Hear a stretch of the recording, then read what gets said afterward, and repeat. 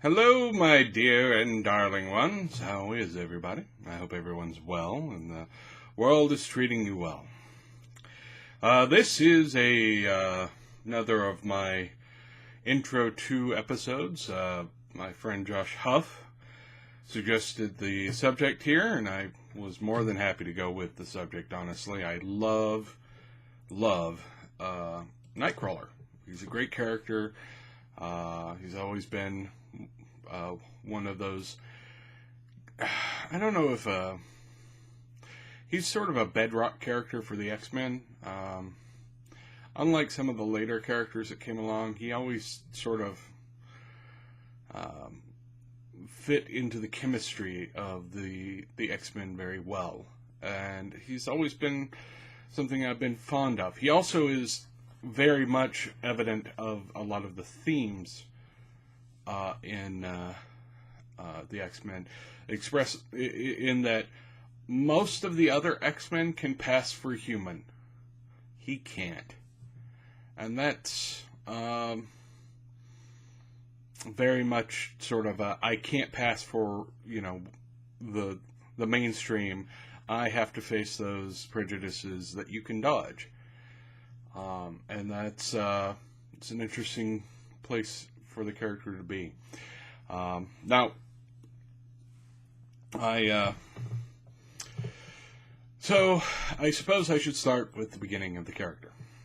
Specifically, he was introduced in Giant Size X-Men number 1. Now, it's hard to believe now, because X-Men is one of the most popular comics in the world at this point. But there was a time when they weren't that popular. From 1970 to 1975, they ran nothing but reprints, which sort of speaks to the popularity of the characters at that point. They just didn't have the following that they developed later. In 1975, they sort of decided to relaunch the title. Lynn Wein and a few others decided to relaunch the title, and they brought in a bunch of new X-Men. Now, some of them, are, it's the iconic X-Men that you might be familiar with. It was Storm and Wolverine and Colossus, Thunderbird, and of course Nightcrawler was amongst this group. Now, Nightcrawler was created by Dave Cockrum, and Dave Cockrum sort of came up with him as a character that he was going to pitch as a sidekick to a different character, and he ended up pitching these characters to DC, and then they didn't go for it. They didn't like the character, so when the chance to introduce some new characters came up at Marvel, he pitched Nightcrawler with the same essential look and design as the character he pitched to DC. So that's where he comes from. They decided that when they were going to relaunch the X-Men, they were going to make them much more international. Aurora's from Africa, Wolverine's from Canada, Colossus is from Russia, and of course Nightcrawler's from Germany. So he got to have a nifty accent. He got to say German idioms as part of his speech patterns. Now, needless to say, the reintroduction of the X-Men went over like gangbusters. People loved it.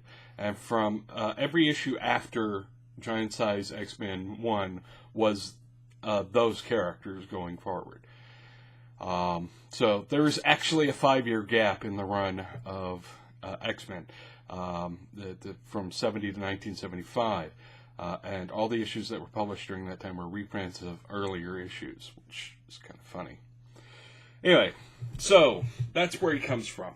He has been a staple of the X-Men ever since. The actual in-character origins of the character are interesting. He is a mutant, obviously. Sort of. So,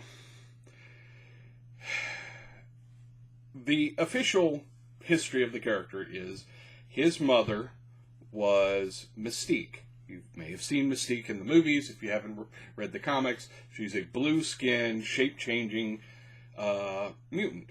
And she's been around for a long time. She's run around for a long time, and because she's a shape changer, nobody's really clear on how old she actually is. And, she's, well, she's odd. She's an odd character, and they've sort of gone back and forth with good guy, bad guy. I think currently she's bad guy.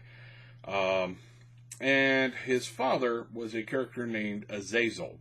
Now, Azazel was a member of a race of mutants that were very demonic-like, that were driven off into another dimension by a bunch of angelic-looking mutants.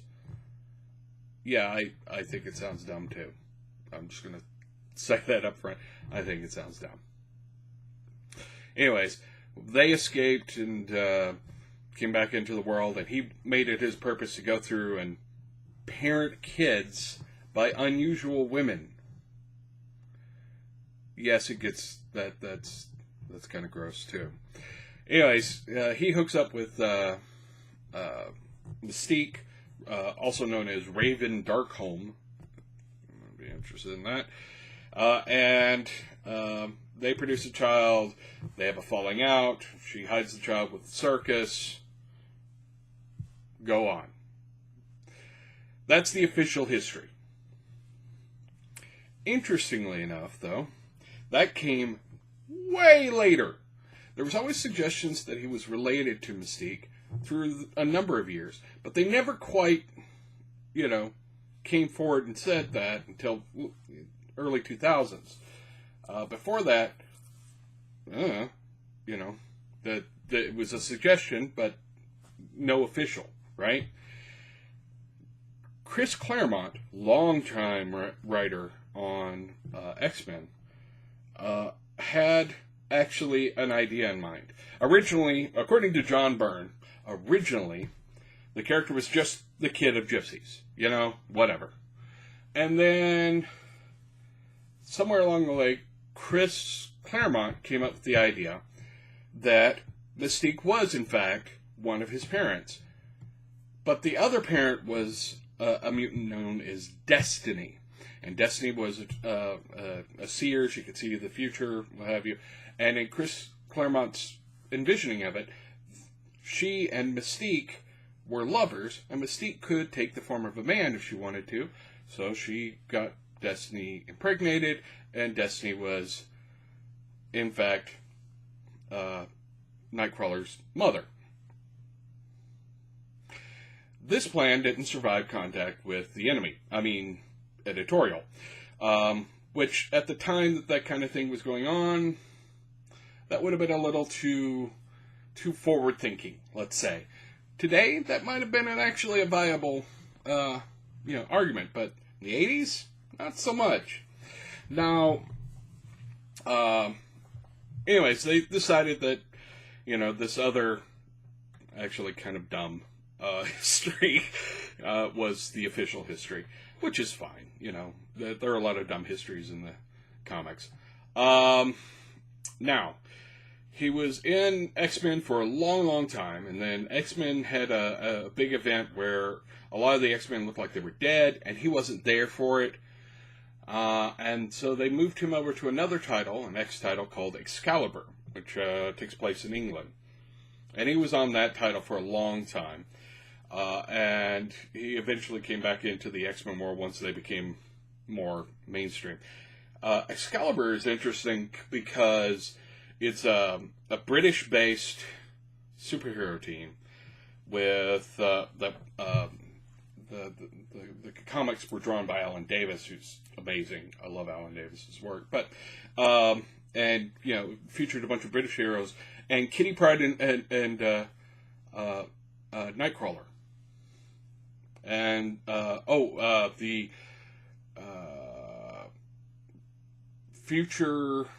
alternate future daughter of Jean Grey and Cyclops.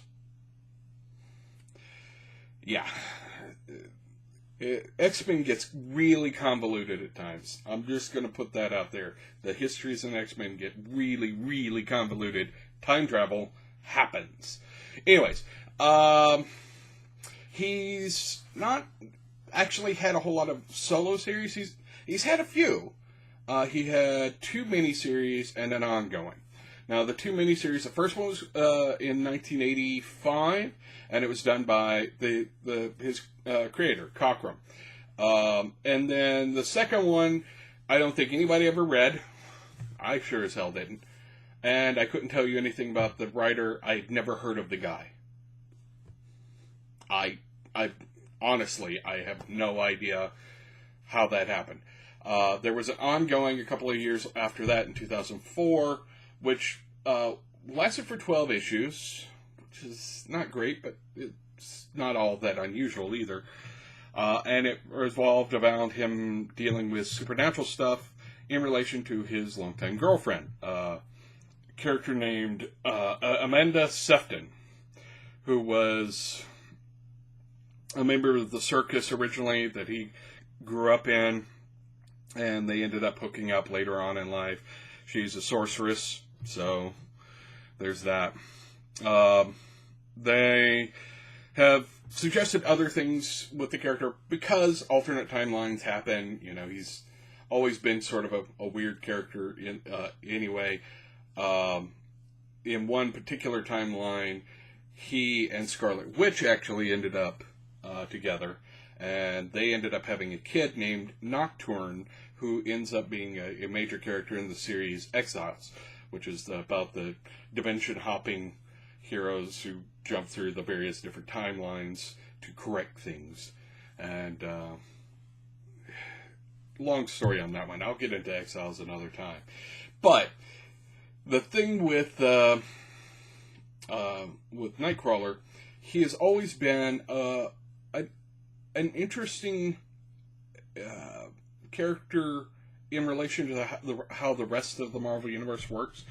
Most of the Marvel superhero characters have a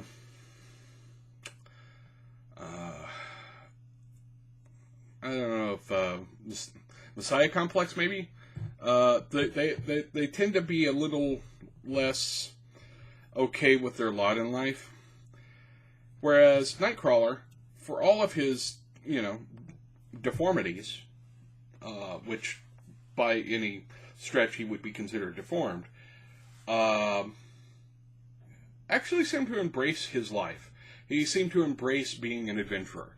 He had a very Errol Flynn-like swashbuckler nature. There are several stories of him flying around with 2, 3 swords, because he has a tail.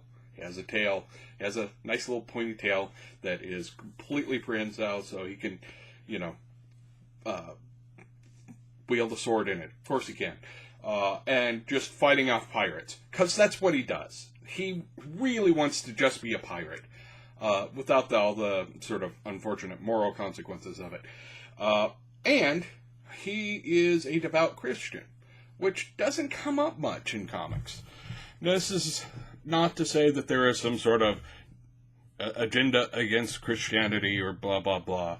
Most of the time, they just don't deal with the religious leanings of a particular character unless they are of an occult nature. Like, Wonder Woman obviously has religious leanings towards Olympus, because she's met the gods. Met them. Like, they're not strangers. They're not, some nebulous figure in the sky. It's actually somebody she went and met.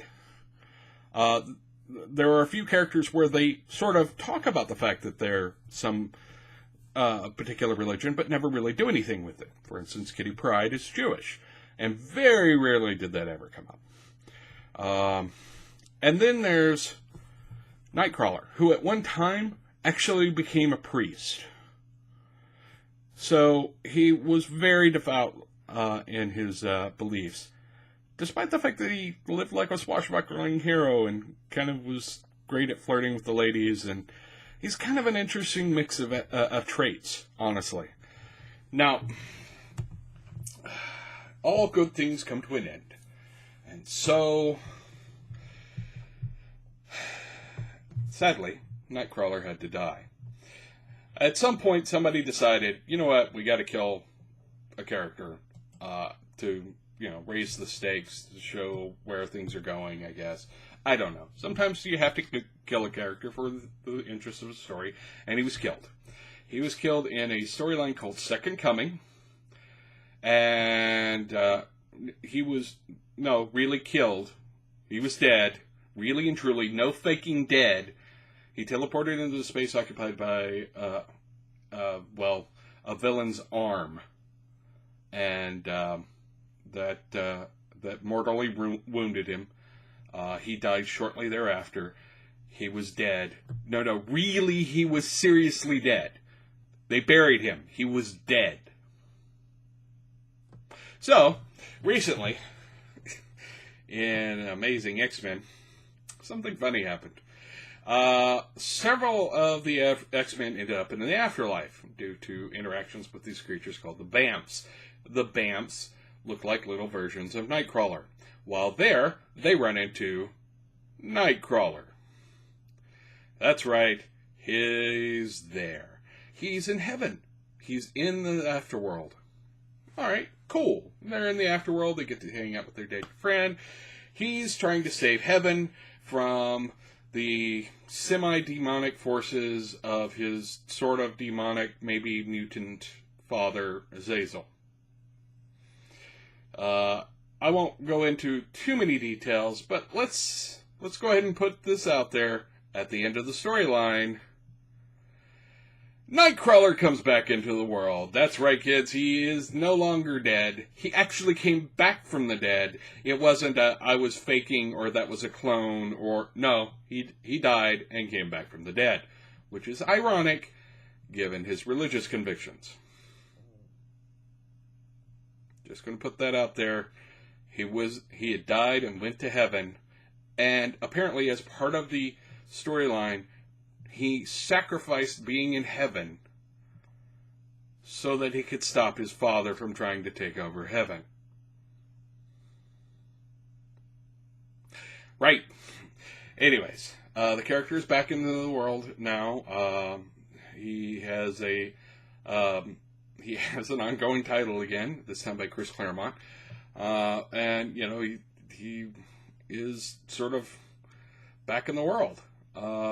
And more power to him. I've always liked the character, and really,